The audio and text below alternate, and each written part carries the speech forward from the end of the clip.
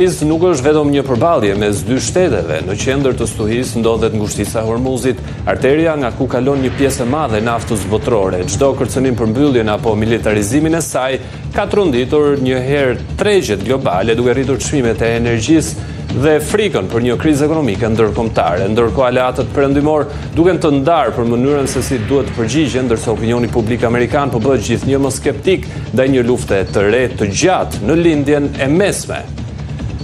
Nëse diplomacia dështon plotësisht, bota mund të hyjë në një fazë shumë të rrezikshme se konfliktet e viteve të fundit. Një përshkallëzim i drejt për drejt SBA-Iran do të përfshinte jo vetëm Izraelin dhe Gjirin Persik, por edhe fuqitë globale që kanë interesa strategjike në rajon.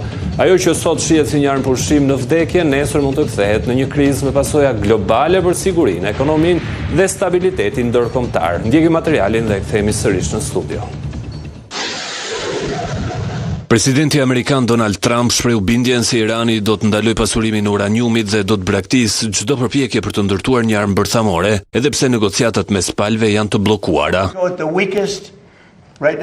Kreu i Shtëpisë së Bardhë konfirmoi se ka qenë i angazhuar drejt për drejt me zyrtarët iranian gjatë bisedimeve. Unë merrem me ta, tha Trump për një media amerikane, dhe ata thanë se do ta marrin pluhurin. Unë e quaj pluhur bërthamor sepse është i përshtatshëm dhe ne do ta marrim atë, shtoi më tej presidenti. Ai tha gjithashtu se SBA-t nuk kanë nevojë që të lëvizin shpejt drejt një marrëveshjeje, nuk do të nxitohemi për asgjë, kemi një blokadë, tha Trump. Komentet vinë një ditë pasi presidenti konfirmoi se armpushimi midis SBA-s dhe Iranit është në fije të perit pas kundër propozimit të fundit të Teheranit, të cilin ai përshkroi si thjesht të papranueshëm. Sekretari i luftës u thirr në Kongres për të dhënë llogari, ndërsa u konfirmua fatura e majme prej 29 miliard dollarësh për 6 javë për ballje ushtarake me Iranin. Pete Hegseth u pyet nëse Pentagoni ka një plan B për luftën dhe u përgjigj kështu. Ne kemi një plan për gjithçka. Kemi një plan për të përshkallëzuar situatën nëse është e nevojshme. Kemi një plan për të tërhequr nëse është e nevojshme. Kemi një plan për të zhvendosur asetet. Sigurisht, në këtë situatë nuk do të zbulonim se cili mund të jetë hapi i ardhshëm, duke marrë parasysh rëndësinë e misionit që presidenti po ndërmerr për të siguruar që Irani të mos ketë kurrë një bombë bërthamore. Ndërkohë Irani bëhet gati për luftë dhe e ka gishtin në këmbëz, këtë e konfirmoi një zëdhënës e qeverisë së Teheranit. Garda revolucionare dhe forcat Basij kryen një stërvitje ushtarake 5 ditore në Teheran me emrin e koduar Udhëheqësi martir Imam Khamenei, konfirmoi një komandant i ushtrisë në Teheran. Stërvitjet ushtarake, të cilat u zhvilluan me sukses, kishin për qëllim përgatitjen dhe forcimin e aftësive luftarake të forcave për t'u kundërvënë çdo lëvizjeje nga armiku sionist amerikan, shtoi ai sipas agjencisë së lajmeve Fars. Sa ka që bëhet e ditur se presidenti amerikan Donald Trump zhvilloi një takim me ekipin e tij të sigurisë kombëtare dhe zyrtar të lartë ushtarak amerikan për të diskutuar strategjitë e ardhshme për konfliktin me Iranin, përfshirë mundësinë e rifillimit të veprimeve ushtarake, raporton CNN. Burime për Reuters ndërkohë bëjnë me dije se një bombardues strategjik B-1B, Lancer i forcave ajrore amerikane, ka kryer një fluturim operativ drejt lindjes së mesme. CENTCOM shpjegoi se misioni stërvitor u zhvillua më 9 maj, por nuk tregoi se nga cila bazë u nis avioni. Mbrëmjen e sotme, fokusi i botës është rikthyer sërish në lindjen e mesme, aty ku tensionet mes Shteteve të Bashkuara dhe Iranit po arrin nivele alarmante. Deklaratat e forta të presidentit amerikan Donald Trump para lajmërimet e Teheranit dhe frika për një shpërthim të ri ushtarak kanë vendosur në ankth jo vetëm rajonin, por edhe ekonominë globale. A jemi në prag të një rikthimi në luftë me armë edhe më të frikshme, sa real është rreziku për përshkallëzim dhe kush do ta paguajë faturën politike, ekonomike dhe njerëzore të këtij konflikti. Për të analizuar zhvillimet dramatike të orëve të fundit dhe skenarët që mund të ndryshojnë ekuilibrat botëror, sonte na bashkohet online nga Shtetet e Bashkuara të Amerikës kolegu Dorant Vojka, drejtues i medias e vërteta.net. Dorant, përshëndes. Gjithmonë një kënaqësi të kemi në program. Gjithaj kënaqësia është e ime. A mendoni se bota është realisht më afër rifillimit të luftës mes Shtetet e Bashkuara dhe Iranit, apo është një tjetër metodë e presidentit Donald Trump për të bërë presion që Teherani të bëjë sa më shumë lëshime?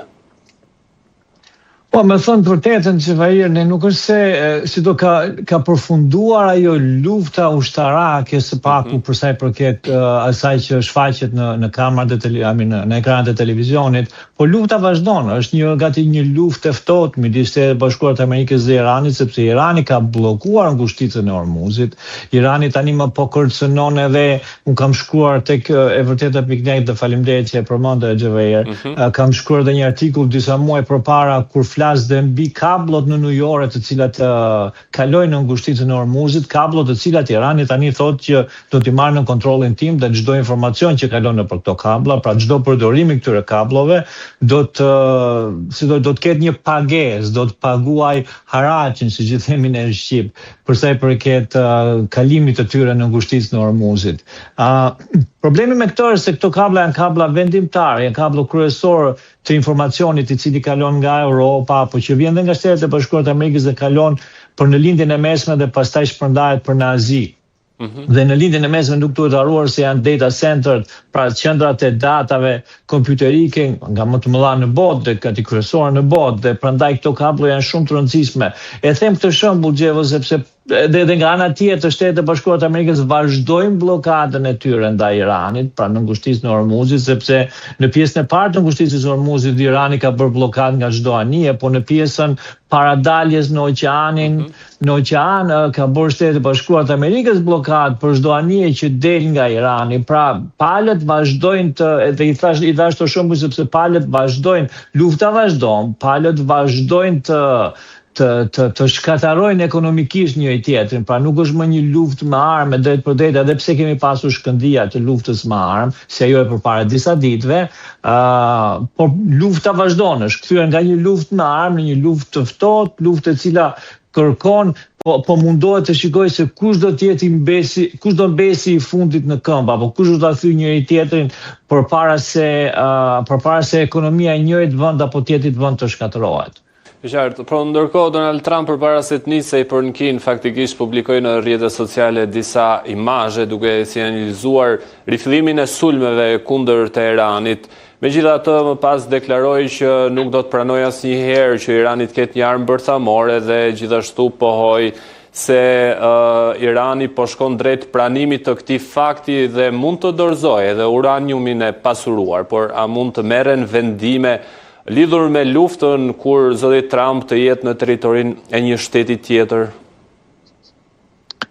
Unë besoj se, siç e kam thënë më parë, deklaratat e presidentit Trump duhet shikohen në disa prizma, pra nuk janë deklarata që i drejtohen në shumicën e rasteve drejt për drejt Iranit, janë deklarata që në disa raste i drejtohen marketeve, pra për të kontrolluar çmimin e naftës, në disa raste bëhen këto deklarata për të kontrolluar narrativën nëpër televizione apo narrativën politike në media. Në disa raste, sidomos në këtë rast, janë bërë këto deklarata se presidenti Trump tani më datë 14 maj do shkojë të takojë presidentin Xi Jinping në Kinë dhe si thua palët janë vendosur sepse Kina ka një interes të jashtëzakonshëm tek Irani, merr një numër të madh, një numër shumë i madh anijesh me të ngarkuara me naftë kalojnë nëpërmjet gjirit persik për të shkuar në Kinë dhe Kina merr. Irani është një nga partnerët kryesor të Kinës për sa i përket shkëmbimit të energjisë, dhe prandaj ky takim shikohet si shumë i rëndësishëm për presidentin Trump,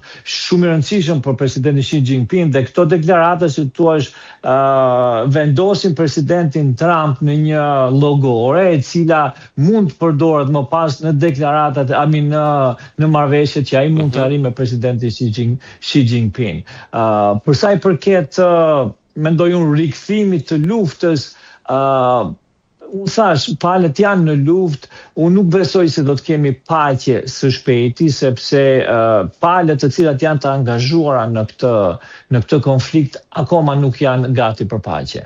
Dhe pikërisht për ta konfirmuar këtë ishte ajo deklaratë e zotit Trump kur thoshte që armëpushimi me Iranin është në fund të jetës, pra në rrahjet e fundit, duke shtuar se ka vetëm 1% shans që të mbijetojë. Lidhur me përgjigjen e fundit nga Teherani, presidenti amerikan tha se ishte shumë zhgënjyes dhe se kishte grisur menjëherë atë kundërpropozimin iranian, ndërsa mediat në Teheran Theksuan që Teherani kërkonte kontroll të plot mbi ngushticën e Hormuzit dhe nuk thoshte asnjë fjalë mbi programin bërthamor. Në fund zyrtarët iranian thanë sërish se kanë gishtin në këmbës. Çfarë sinjalizon kjo, Dorant? Gjivajër, unë besoj që për të arritur paqen, besoj që ka dy mënyra për të arritur paqen në këtë konflikt. Mënyra e parë është që të dyja palët, Shtetet e Bashkuara të Amerikës dhe Irani, të lëshojnë sa më shumë tjetër mundur dhe të arrisin një pikë të mesme në këtë situatë ku ato janë, në mënyrë që si thua të arrisin paqe. Po për të arritur këtë, në mënyrë që palët të bëjnë këtë, duhet të kalojnë shumë peripecira për të arritur në këtë konkluzion apo në këtë përfundim, sepse të dyja palët kanë, si të thuash, ato problemet e veta. Për shembull, pala e Iranit ka shumë probleme të brendshme, pra struktura, edhe pse regjimi i Iranit është në këmbë dhe është i fuqishëm dhe është gati të luftojë, struktura qeverisë e tyre e Iranit ka marrë një shok të jashtëzakonshëm, një shok të fuqishëm dhe sa më shumë të jenë ata në luftë ose në këtë gjendje lufte, aq më shumë riorganizohen sepse të qenurit në këtë gjendje lufte jep dorë të lirë atyre të vëjnë shtetërrethime, të vëjnë të miratojnë disa ligje të cilat ata nuk do të mund të miratonin pa protestat e jashtëzakonshme në një gjendje normale. Pra kjo gjendje lufte po i shërben dhe shërbimit të Iranit edhe regjimit të Iranit në mënyrë që ata të forcojnë sa më shumë pushtetin e tyre, i cili me thënë të vërtetën ka marrë një tronditje. Edhe nga ana e Shtetit e Bashkuara të Amerikës, Shtetet e Bashkuara të Amerikës që të arrinë në atë konkluzion apo të arrinë në përfundimin që duan të lëshojnë disa gjëra, kanë në mes një partner tjetër, kanë në mes Izraelin dhe duhet të ketë një koordinim të jashtëzakonshëm midis Shtetit e Bashkuara të Amerikës dhe Izraelit në mënyrë që Shtetet e Bashkuara të Amerikës të bëjnë këto lëshime. Përpara disa ditësh, 2 ditësh, kryeministri Netanyahu dha një intervistë në Shtetet e Bashkuara të Amerikës për një media televizive, një nga më të fuqishme, për programin 60 minuta, 60 minuta, 60 minuta, dhe ai tha që ne nuk jemi gati që kjo luftë mbaroj, pra sepse dhe kryeministri Benjamin Netanyahu nga ana e tij kërkon vazhdimin e kësaj lufte. Ai ka shtyr disa herë paraqitje në gjyq, ai është në akuza për korrupsion dhe në gjyq për korrupsion, dhe ai ka shtyr disa herë për paraqitjen përpara gjyqit dhe për paraqitjen përpara prokurorëve për marrjen në pyetje, pikërisht për shkak të këtyre, për shkak të kësaj lufte, dhe sa më shumë ka dhe arsye të tjera, se nuk duhet ndalem shumë tek arsyet e Izraelit, por ka dhe arsye të tjera të brendshme, të cilat ai kërkon që të vazhdojë luftën. Pra palët kanë shumë, siç thash, kanë shumë justifikime në politikën e tyre të brendshme që kjo luftë të mos pushojë. Besoj që Irani deri më tani ka treguar një reziliencë, ka treguar një aftësi për t'ja dalë mban të gjithë këto presione, se nuk duhet harruar që janë Shtetet e Bashkuara të Amerikës, janë luftë me Iranin, pra është superfuqia më e madhe në botë që është në luftë me Iranin, dhe ata kanë treguar një aftësi për të rrimë këmbur shumë më të shpejt se sa mendoj dhe nga veç Shtetet e Bashkuara të Amerikës. Presidenti Trump e ka thënë disa herë që ne shpresonim që populli i Iranit të ngrinte, biles në daljen e tij të fundit ai tha që ne i quam armë popullit të Iranit që ata të ngriheshin në kryengritje nëpërmjet kurdëve, po kurdët si thua morën armët dhe i mbajtën për vete. Unë nuk besoj që kjo është shumë e vërtetë, unë besoj që armët janë brenda në Iran, nuk besoj që kurdët kanë tradhtuar presidentin Trump, sepse nëse shikojmë politikën e kurdëve, kurdët pa Shtetet e Bashkuara të Amerikës i rrëzohet dhe ajo rrezja e fundit apo ajo shpresa e fundit e tyre që kanë për të bërë një shtet. Pra nëse kurdët nuk do të kishin mbështetjen e Shtetit të Bashkuara të Amerikës, ata nuk do të kenë kurrë një shtet siç ata e kërkojnë, dhe prandaj nuk jam shumë, besoj që presidenti Trump po mundohet të hedhë hinë në sy iranianëve me këtë që thonë. Unë besoj që armët janë brenda në Iran, besoj që kjo paqja është të quajtur e të zgjatur, po mundohet të shkatërrojë ekonominë e Iranit aq shumë sa të krijojë pak kënaqësi në popull, dhe në mënyrë që dhe në kohën që kjo pak kënaqësi të krijohet, atëherë këto grupe të armëtosura, këto grupe të cilat janë tani më brenda në Iran, besoj unë, të kenë mundësi të ngrihen, të kenë mbështetjen e popullit dhe të rrezojnë regjimin. Pra besoj që ky është ai plani i Shtetit Bashkuar të Amerikës deri tani. Besoj që prandaj thash që Irani ka qenë rezilient. Irani si thua ka qenë në gjendje të rikuperoj, ka qenë në gjendje të mbajë regjimin në këmbë dhe kjo besoj që ka qenë një surprizë besoj edhe për Shtetet e Bashkuara të Amerikës dhe për vetë presidentin Trump. Por, Doran, duke marrë në konsiderat rregullin në politikën amerikane, pra atë 60 ditëshin e famshëm, a mundet Trump që të rifilloj sulmet pa aprovimin e Kongresit? Gjëvaj, problemi Trump për sa i përket luftës në Iran nuk ka një problem me Kongresin, as me Senatin.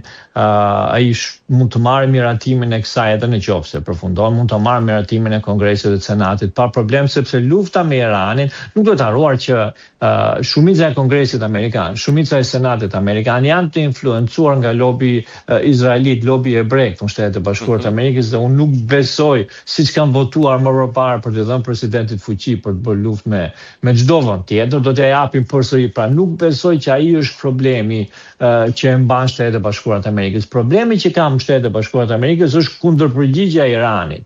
Dhe askush nuk duhet mendoj që Shtetet e Bashkuara të Amerikës në bashkëpunim me Izraelin nuk kanë pasur mundësi të godasin Iran, apo nuk kanë dëshirë të godasin Iranin dhe ta kthejnë Iranin në një vend të dizorganizuar, të çorganizuar në një vend të pjesëzuar, sepse më thënë vërtetën kjo është ëndra e Izraelit. Pra Izraeli këtë kërkon, një Iran në formën e Sirisë apo në formën e Libisë, të çorganizuar, të ndarë në sekte dhe kështu me radhë, sepse ajo do të eliminonte rrezikun që i kanoset Izraelit nga Irani. Pra do të eliminonte fuqinë e balancave në lindjen e mesme. Problemi është, siç thash, dhe jemi në këtë situatë ku jemi nga kundërpërgjigjja e Iranit, sepse në qoftë se do të kishim një luftë totale, ashtu siç kërkon Izraeli, pra një luftë totale ku të sulmohen pjesët energjetike të Iranit, të sulmohet Irani në një luftë totale, atëherë kundërpërgjigjja e Iranit do bënte të njëjtën gjë, jo vetëm me Izraelin, po me Emiratet e Bashkuara Arabe, me Arabinë Saudite dhe me Omanin, Bahreinin, pra të gjithë vendet që janë hub, janë zemra e furnizimit me energji të botës, me naftë, me energji të botës, dhe në qoftë se do arrinte këtu, atëherë do kishim një kataklizëm ekonomike bote. Unë mund t'ju them në një lajm të fundit, këtu në Shtetet e Bashkuara të Amerikës, tani në mëngjes, në orën 8:30 të mëngjesit, doli lajmi mbi inflacionin dhe inflacioni për herë të parë, që është nga prej vitit 2023, është më i madh se sa inflacioni i rritjes së rrogave. Pra, çmimet, si thua, që janë rritur më shumë se sa që janë rritur rrogat, gjë që e kthen fuqinë blerëse të amerikanëve e ul fuqinë blerëse të amerikanëve. Dhe këto janë gjëra të cilat siç thua, kjo është lufta që po ndodh. Pra, edhe nga ana, siç thash, e përmenda nga ana e Shtetit Bashkuar të Amerikës me Iranin, Shtetet Bashkuar të Amerikës me këtë blokadë që i kanë bërë Iranit, shpresojnë që ekonomia e Iranit të rënohet, këto grupe të armatosura, pra duke përdorur këtë ekonomi të rënuar, këtë pakënaqësi në popull të ngrihen dhe të rrëzojnë regjimin. Edhe strategjia e Iranit është pikërisht kjo, rritja e çmimeve të naftës dhe përdorimi i popullsisë amerikane në mënyrë që amerikanët të ngrihen dhe të kërkojnë që Shtetet e Bashkuara të Amerikës të mos të futen në luftë me Iranin. Deri tani presidenti Trump ka përballuar këtë presion nga populli amerikan, i cili për të thënë vërtetën është në shumicë dërmuese kundër kësaj lufte, por si thua, edhe pse populli amerikan ka qenë në shumicë dërmuese kundër kësaj lufte, kjo shumicë dërmuese nuk e ka parë gjendjen ekonomike të tyre si diçka kryesore për të qenë kundër kësaj lufte, po e kanë parë, si thua, i kanë parë parimet e Shtetit Bashkuar të Amerikës, pra që ne jemi një shtet i cili nuk duhet të jemi më polici botës, ne jemi një shtet i cili nuk duhet të sulmojmë vende në qoftë se ata nuk na kanë sulmuar ne drejt për së drejti, pra ka qenë kjo e cila ka bërë shumicën e amerikanëve të jetë kundër kësaj lufte. Tani kësaj do t'i bashkohet edhe po i bashkohet, jo do t'i bashkohet, po i bashkohet edhe ajo frika ekonomike, frika e mospasjes fuqi blerëse, frika e uljes uljes së konsumit, sepse ekonomia amerikane është ekonomi konsumi, pra, dhe në qoftë se këto dy faktorë bashkohen bashkë, dhe duke i bashkuar dhe përsi për qersin bitor që kemi zgjedhje tani në nëntor, pra, shumica e republikanëve dhe kongresmenëve dhe republikanëve senatorë janë do përballen me publikun për këto zgjedhje në nëntor. Besoj që të gjithë këto janë faktorë të cilët së shpejti do ta detyrojnë presidentin Trump të ose të marrë një vendim decisiv që të sulmojë Iranin të ndodhë që të ndodhë, ose të marrë një vendim tjetër decisiv të deklarojë fitores dhe kthehet në shtëpi, të kthejë amerikanët në shtëpi. Por nëse SBA nuk munden, a mundet të përfshihet drejt për drejt ndoshta Izraeli në një luftë të hapur me Iranin, duke ditur që në gjithë bisedën tonë të paktën eram dakord që Izraeli ka më shumë arsye që të rifillojë luftën me Iranin se sa ka SBA-ja. Mund të shikojmë një luftë hibride ku Shtetet e Bashkuara të Amerikës të jenë si thua në sfond dhe Izraeli të jetë ai që do sulmojë Iranin. Megjithatë, si thash, problemi i kësaj është nuk është se kush e sulmon Iranin. Problemi i kësaj është në radhë parë përgjigja kundër përgjigje e Iranit. Ne po shikojmë një koalicion të formohet në lindjen e mesme midis Emirateve të Bashkuara Arabe, midis Izraelit dhe midis disa vendeve të tjera të vogla, të cilët po mundohen të bëjnë një koalicion për të sulmuar Iranin dhe biles dhe dalja e Emirateve të Bashkuara Arabe nga OPEC-u sinjalizoi pikërisht këtë, se thua një shkëputje nga ajo bashkëpunimi regional i tyre me vendet arabe dhe gati një bashkim me Izraelin, dhe ata kanë dalë, si thua, haptazi për këtë.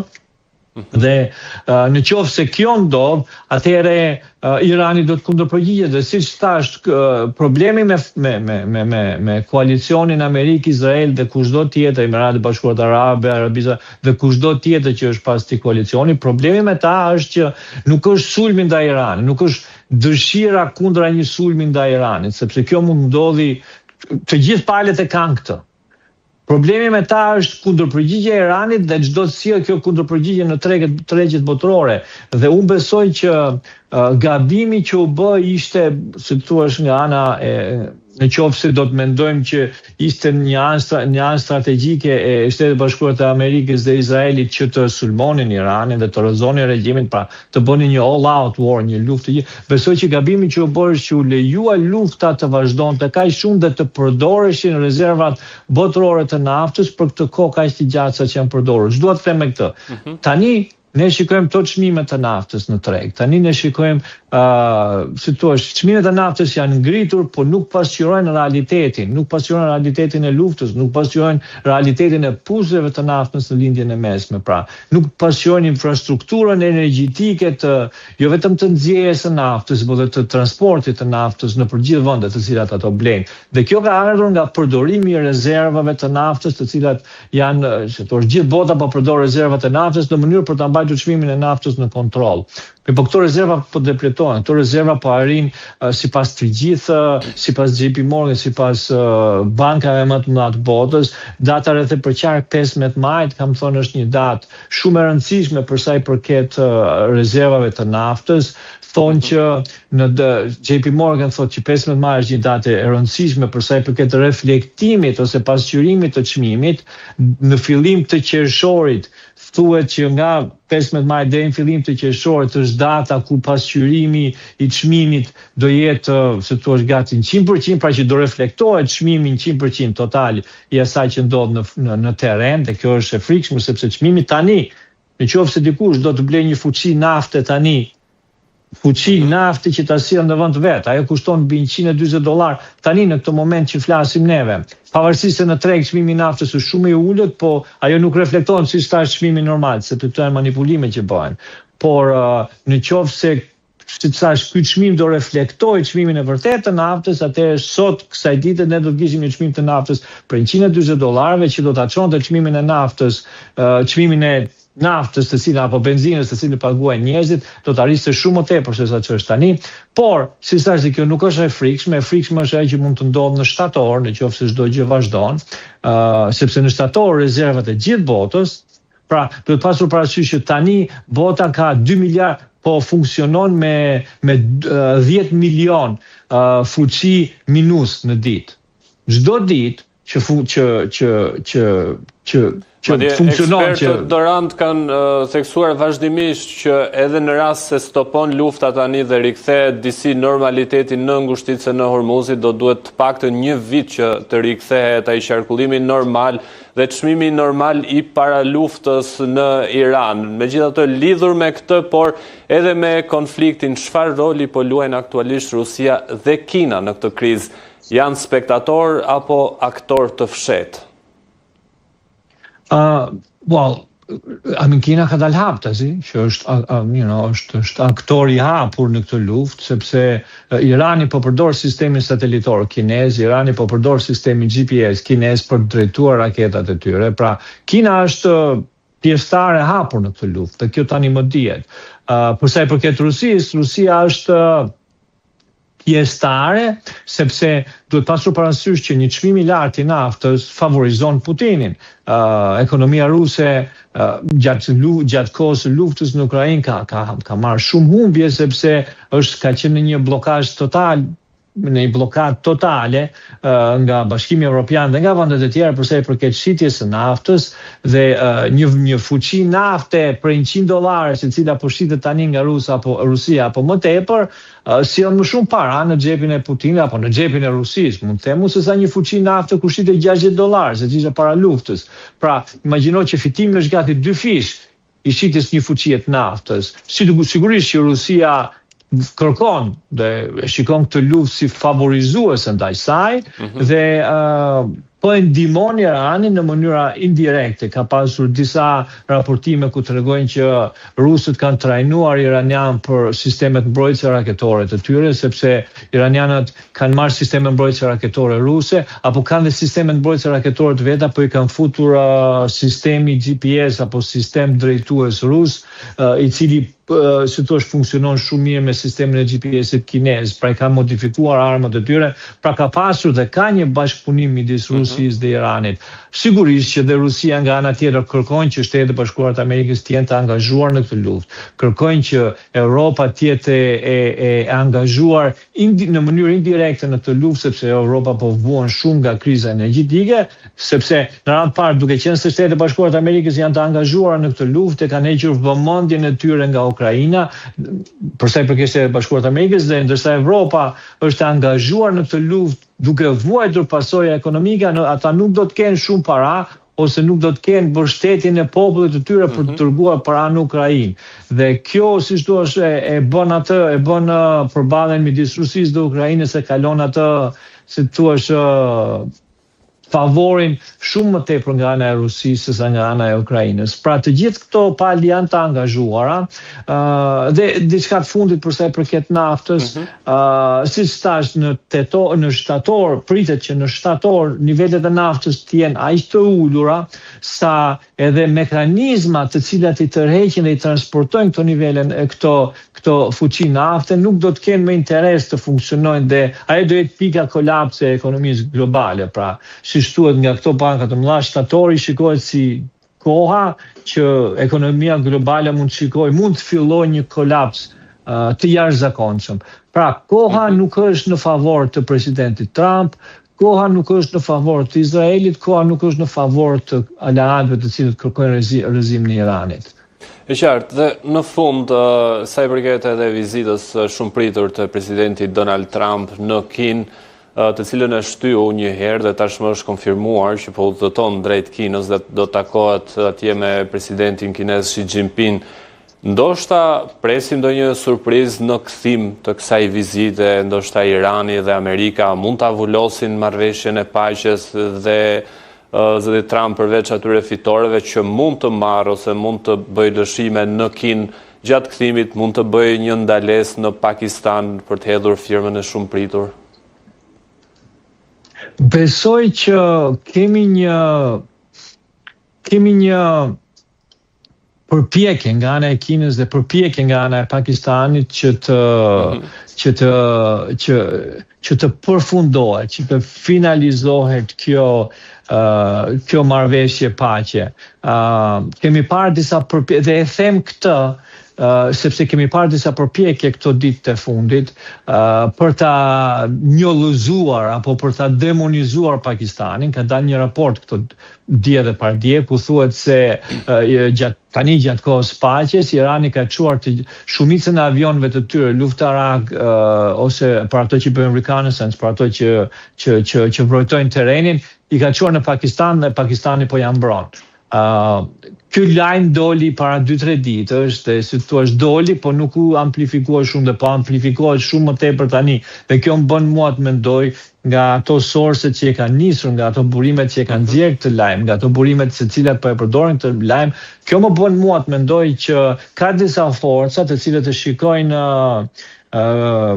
Pakistanin apo këtë përpjekjen e Pakistanit për paqe si diçka negative.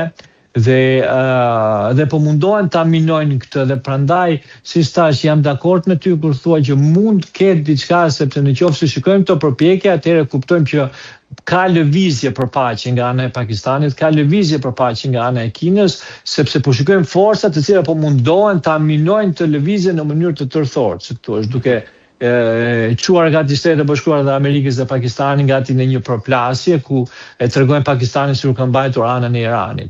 A do të ketë një, si thua, një nënshkrim paqe? Jam pak skeptik, sepse si thash nuk kemi arritur, palët nuk kanë arritur objektivat e tyre. Shtetet e Bashkuara të Amerikës nuk kanë arritur asnjë objektiv. As regjimi nuk është rrëzuar. Jo vetëm që nuk është rrëzuar, po tani në kërkesat që ato bëjnë, ata kanë marrë Hormuzin, po marrin kabot në New York, nuk flasin fare për programin nuklear, pra Irani është në një si thua, është i ka zhytur këmbët, është ngurosur në një anë ku e cila apo në një llogor, si më themi, tek e cila Shtetet e Bashkuara të Amerikës nuk marrin asnjë gjë. Shtetet e Bashkuara të Amerikës nga ana tjetër dhe ato janë ngurtësuar dhe ata në një llogor tjetër ku kërkojnë çdo gjë nga Irani, pra kërkojnë t'ia heqin dhëmbët fare iranianëve dhe iranianët nuk e pranojnë këtë, pra palët janë aq shumë aq larg njëra tjetrës sa paqja mund të arrihet, por unë jam shumë skeptik për këtë. E qartë, Doran, të falenderoj shumë për analizën tënde, gjithë fakte që na përcolle, si gjithmonë një kënaqësi të marrim këndvështrimin tënd se përket kësaj teme kaq serioze që ka tronditur jo vetëm jetën e gjithë neve në botë, por gjithashtu dhe tregjet ndërkombëtare, ekonominë globale dhe shpresojmë që paqja të arrihet sa më shpejt. Faleminderit që është gjithmonë një kënaqësi. Mirë, do të shkëputemi për një hapësirë publicitare dhe kthehemi sërish në studio.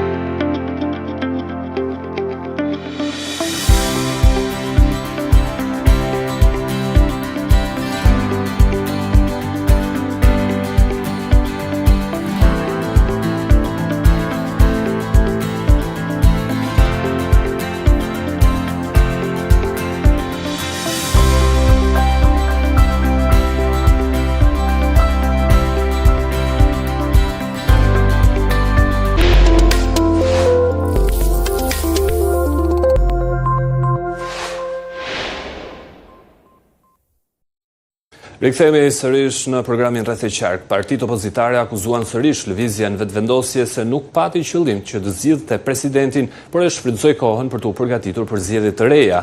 Gjatë publikimit të një raporti për punën e parlamentit, mazhoranca u arsyetua se asnjëra prej partive të tjera nuk u tregua e gatshme për kompromis. Se kuvendi konsiderohet i shpërndar dhe Legjislatura e 10 e Kuvendit të Kosovës u mblodh vetëm 24 herë gjatë muajve shkurt prill. Ndonë se pati një sër ligjesh që kaluan, çështja e presidentit e cila u bë shkak për shpërndarjen e tij, shihet si një nga momentet më negative të funksionimit. Në një raport që u publikua të martën nga Instituti i Kosovës për Drejtësi, mazhoranca u tha se ftoi seanca pa marrëveshje politike, ndërsa mungoi transparenca për takimet. Procesi për zgjedhjen e presidentit ishte një nga episodet më problematike të kësaj legjislature. Ai u zhvillua pa marrëveshje politike, pa transparencë dhe në kundërshtim me rregullat kushtetuese. Seancat oferën edhe pse mungonin votat e nevojshme, ndërsa në disa raste u zhvilluan pa kvorumin e kërkuar, duke cënuar seriozisht ligjshmërinë dhe legitimitetin. Akuzat për mungesë konsensusi politik, lëvizja vetëvendosje ka zhvilluar takime me partitë opozitare dhe ka kërkuar vazhdimisht bashkëpunim institucional. Konsensusi nuk mund të ndërtohet vetëm nga një raport, normalisht që duhet të jemi të gjithë të përfshirë. PDK, LDK dhe AAK kritikuan vetëvendosjen se nuk pati asnjëherë qëllim për të zgjedhur presidentin. Sipas tyre, edhe ligjet që kaluan më shumë ngjanin një fushate elektorale. Të kemi stabilitet institucional. Nga fillimi i kësaj legjislature është po që shumica parlamentare më tepër ka pas synim përgatitjen për zgjedhje të reja, sësa që ka pas një agendë serioze legislative apo qeverisë. Deputet nuk kemi pas prej fillimit ndjenjen që do të shkojmë në zgjedhje, po kjo tregon vërtet për një planifikim të shkuarjes në zgjedhje dhe tregon për një mosgatishmëri pikërisht të parimeve kryesore demokratike që janë marrëveshjet politike dhe konsensusi. Edhe të paravendimit që ka të shkështuar, edhe madje në 2 ditë e fundit kemi folur për president. Gjithë shka që ka ndodhë konsultimet paraprakme për gjithë president ka qenë një spektakël publik për qëllime politike, kur pa u synu konsensus. Për herë të parë Kosova detyrohet të shkojë në zgjedhje të parakohshme për arsye se kuvendi dështoi të zgjidhte presidentin. Partia Socialdemokrate përmes një aksioni nga sheshi që mban emrin e themeluesit të LDK-s Ibrahim Rugova, thanë se kthimi i Vjosa Osmanit në këtë parti është si një kal troje që do të shkatrojë lidhjen demokratike të Kosovës dhe po dëmton kampin opozitar në vend. Partia Socialdemokrate, përmes një aksioni në sheshin Ibrahim Rugova në Prishtinë, e konsideroi kthimin e ish-presidentes Vjosa Osmani në LDK si kal troje për shkatrimin e partisë. Nga ky subjekt politik thanë se nuk po ndodh bashkimi i së djathtës, por vetëm bashkimi i Osmanit dhe Abdixhikut për pushtet. Vjosa Osmani si kal troje në LDK, i cili dini çka ka ndodhur kur ka hyrë ky kali në Trojë. Troja është shkatruar e ky është rreziku që i ka njosur kësaj partie. PSD tha se kjo nismë e Osmanit dhe Abdixhikut është kundër demokracisë dhe po dëmton kampin opozitar duke ftuar votuesin e LDK-s të zgjedhin ata më 7 qershor. Që mas pari manipulim, s'është kthyn LDK. E dyta po kthehet për pushtet. E treta s'ka bashkim se më shumë mundon se u bashkuan. Dhe e katërta këta u bën bashkë veç propozita. Qysh është e mundshme vllak, del njëri, e kanë pas kandidat për kryeministër, e kanë bërë kryetare të kuvendit, ndohet pi partisë, kthehet parti, bëhet se listës kandidat për president. Po kjo nuk dolën as diskutim. PSD u përgjigj kritikave të partive opozitare, të cilat thanë se ish bashkëpunëtor të ngushtë të Kurtit, po ndihmojnë lëvizjet në vendvendosje duke kritikuar vetëm ato. Sipas Molliqajit, partitë opozitare i kanë braktisur votuesit e tyre me qëndrimet që kanë mbajtur gjatë kësaj kohe. Ato opozitës, po merren që na pe kritikojmë opozitën, e s'pi kritikojmë pushtet, e çajnë të bëu ata? Ata janë tu për lanë vetë, i keni pa grupet e interesit, kush është numër 2, kush është numër 3, dhe mos harroni. LDK-ja peshon PDK-n, PDK-ja peshon LDK-n, AK-ja peshon 2, fal. Ata problemin nuk e kanë pse na pi kritikojmë. Problemi thelbësor këtu, kritika jonë është e qëndrueshme. PSD do të rikthehet në garë zgjedhore për herë të parë nga viti 2019. Ata kanë prezantuar vetëm 6 kandidat për deputet duke premtuar se do të jenë opozita vërtet në kuvend. Izraeli ka gjetur një mënyrë ligjore për t'u akmarrë për shkaktarët e masakrës së 7 tetorit 2023. Me anë të një ligji të miratuar nga Parlamenti izraelit, pjesëtar të caktuar të Hamasit do të gjykohen publikisht para familjarëve të viktimave. Sipas një raporti bërë publik disa ditë më parë, rezulton se Hamasi dhe alatët e tij ushtruan dhunë seksuale dhe sistematike mbi pengjet. Hamasi dhe alatët e tij ushtruan dhunë seksuale sistematike dhe të parapur gjatë sulmit të 7 tetorit 2023 dhe më pas kundër pengjeve të marra në Gaza. Kjo është bëretitur në bazë të një raporti publikuar nga Komisioni Civil Izraelit pas 2 vite shetimi. Dokumenti prej 300 faqesh, i bazuar në qindra dëshmi dhe të dhëna nga OKB dhe agjenci të tjera, arrin në përfundimin se dhunat seksuale dhe bazuar në gjini ishte sistematike, e përhapur dhe pjesë integrale e sulmeve të 7 tetorit dhe pasojave të tyre. Në vende dhe faza të ndryshme të sulmit, duke përfshirë rrëmbimet, transferimet dhe burgosjet, Hamasi dhe bashkëpunëtorët e tij përdorën në mënyrë të përsëritur taktika abuzimi seksual dhe tortura kundër viktimave, thuhet në raport. Këto krime u karakterizuan nga mizori ekstreme dhe vuajtje të thella njerëzore, shpesh të shkaktuara në mënyrë të dizenjuara për të amplifikuar terrorin dhe poshtërimin. Tortura seksuale vazhdoi gjatë robërisë në Gaza për periudha të gjata. Në disa raste, abuzimi seksual i bazuar në gjini i pengjeve vazhdoi për muaj të tërë, thekson më tej dokumenti. Parlamenti i Izraelit miratoi një ligj të hënën, duke krijuar një gjykatë ushtarake për të gjykuar qindra militant palestinez që morën pjesë në sulmin e 7 tetorit 2023 ndaj Izraelit. Sulmi i papritur, i udhëhequr nga luftëtarët e forcave militare Nukba, nga grupi militant palestinez Hamas, ishte dita më vdekëpruese e Izraelit dhe sulmi më i keq në hebrejve që nga Holokausti. Ligjvënësit dhe koalicioni qeverisës dhe opozita hartuan për ligjin, i cili synon të sigurojë që të gjithë sulmuesit të sillen para drejtësisë sipas statuteve ekzistuese penale izraelite për ato që përshkruajnë se krime lufte kundër popullit hebre. Procedimet do të jenë publike, me seanca kryesore dëgjimore të transmetuara drejt për drejt, ndërsa të panderurit do të marrin pjesë vetëm në seanca dëgjimore kryesore personalisht dhe të gjitha të tjerat me video. Viktimave të mbijetuarve do t'u lejohet qasje personalisht sipas ligjit të ri.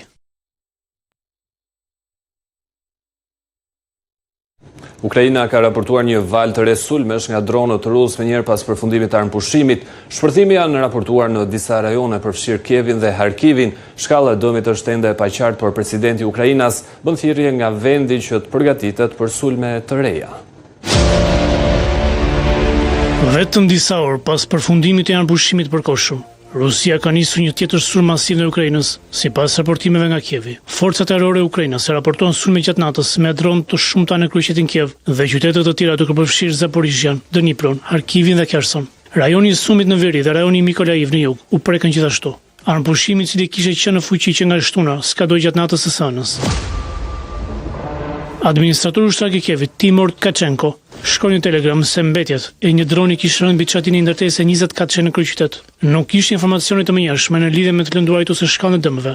Presidenti i SBA Donald Trump i kërkoi shefit Kremlinit Vladimir Putin dhe presidentit të Ukrainës një armëpushim traditor javën e kaluar. Gjatë kësaj kohe të dy palët kryesisht u përmbajtën nga sulmet ajrore. Megjithatë në terren ato raportuan shkelje të shumta nga pala tjetër, ndaj të cilave reaguan. Rasti për të marrë vesh ishin festime në Rusi që shënonin përvjetorin e fitores së Bashkimit Sovjetik ndaj Gjermanisë naziste në luftën e dytë botërore. Shefi i Kremlinit Vladimir Putin donte të siguronte një paradë ushtarake të pandërprerë në Moskë, ndërsa pala ukrainase në këtë sfond kërkoi të zbatonte një armëpushim më të gjatë. Një situatë e ngjashme ndodhi me armëpushimin gjatë Pashkës Ortodokse një muaj më parë. Rusia ka zhvilluar një luftë shkatërrimtare agresioni kundër Ukrainës për më shumë se 4 vite. Edhe para se të skadonte armëpushimi, Zelenski ishte përgatitur për sulme të reja. Ne gjithashtu shohim se Rusia nuk ka ndërmend të japë funksion lufte, tha ai në video mesazh në mbrëmje. Për fat të keq, ne po përgatitemi për shumë të reja, tha ai. Готуємось до нових атак, на жаль, але мир повинен.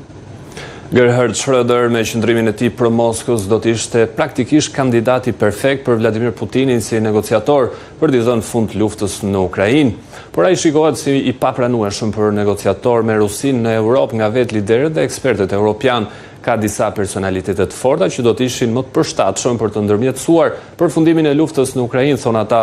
Por në fund të fundit gjithçka varet nga një faktor vendimtar, nga vullneti i shefit të Kremlinit për të ulur në tryezën e bisedimeve.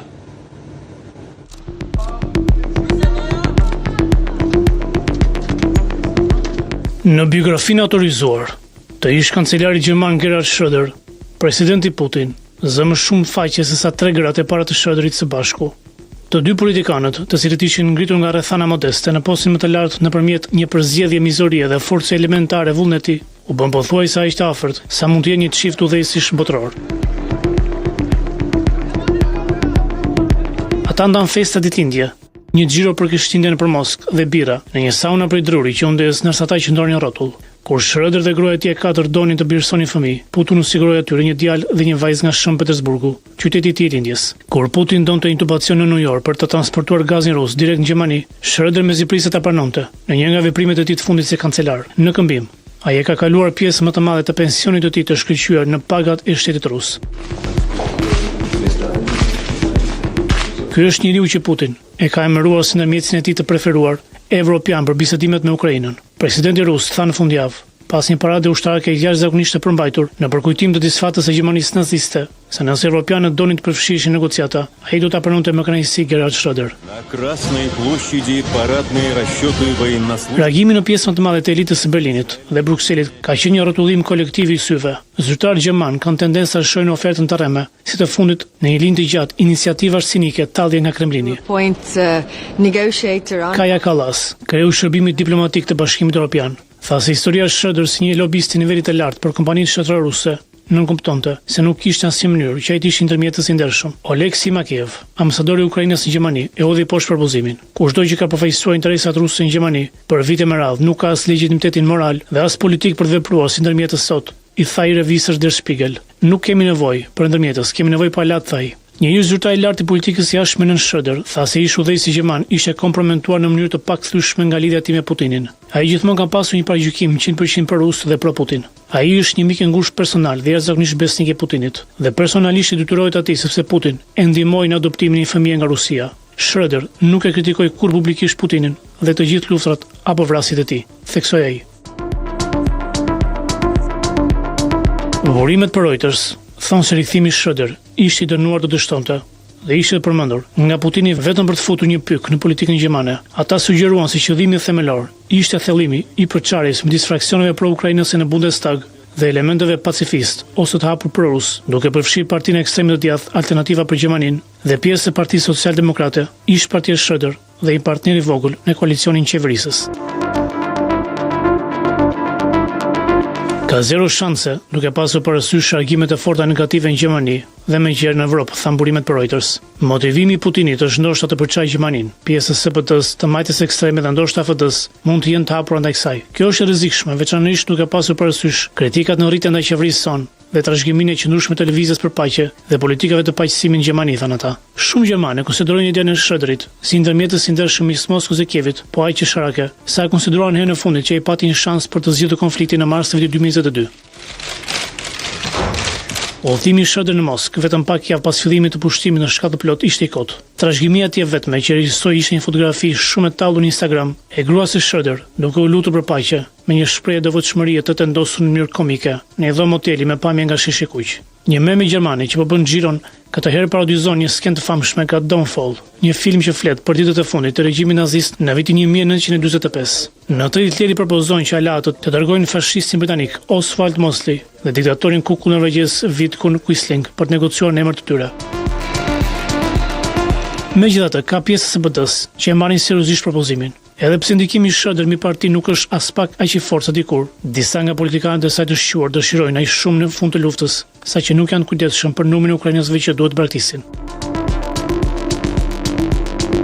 Anis Ahmetović, deputeti kryesor i SPD-s politikën e jashtme, i tha Der Spiegel se oferta e Putinit meritonte shqyrtim të kujdesshëm. Ralf Stenger, një deputet i njohur nga e majta pacifiste e partisë, i cili zhvilloi një takim sekret vitin e kaluar me disa të dërguar të Kremlinit në Azerbajxhan, tha se unë mirëpres këtë iniciativë që mund të jap fund luftës.